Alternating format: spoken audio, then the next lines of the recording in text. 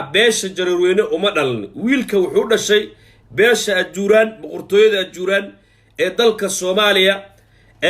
xukumi jirtay magaranaysaa ma sha Allah waa niman Soomaali anigu meel lagu yaso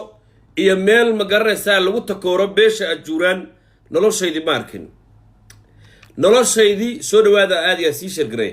noloshaydii ma arkin beesha ajuuraan boqortooyada ajuuraan meel lagu takooro ama lagu yaso markin beenta koowaad ee social media la soo galiyay horta waa inaan qabanaa weeyaan waa in xaqiiqda la qabto wiilka ma aha beesha jareerweyne wiilka wuxuu dhashay beesha ajuuraan buu dhashay labo qisadani waa cycle weeye aad dhageysto qisadan waa cycle illa kala bibixiyo xaqiiqda la ogaado aan dad qaarna la dulmiyo dad qaarna magaranaysaa dulmi wax lagu sii wax wanaagsan ma aad dhageysto arinta wiilka iyo gabadha waxa وانا فول حما قفك بني آدم كود انت الله ونحرس لكن سجى بيست او وحوسن اهين نسب كيس اللي بدله تاسو حانا قرالي كنا معها انا اوحد دمان فميل كري صالح ميل كستو جوغان انا وانا لا يقانا دد اجوران بان هاي عبد الله دايله غرينا نينك يقانا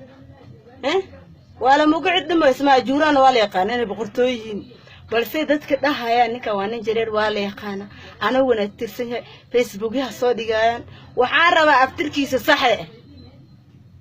dood liskama soo qaata wixii la maqlay ma sheego ma fahamtay gabadha walaashayna jareer runtii reebtay u yihiin intiraha la sheegay ma diidan anaga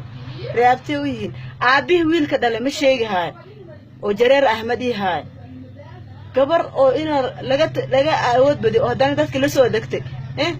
يعني عقل iyo program iyo waxyaalaha hadda afkay soo qabadsiin karin lagu soo qasbaa marka hore ta way cadayso xitay gabadha kuleelaha keenay yani ina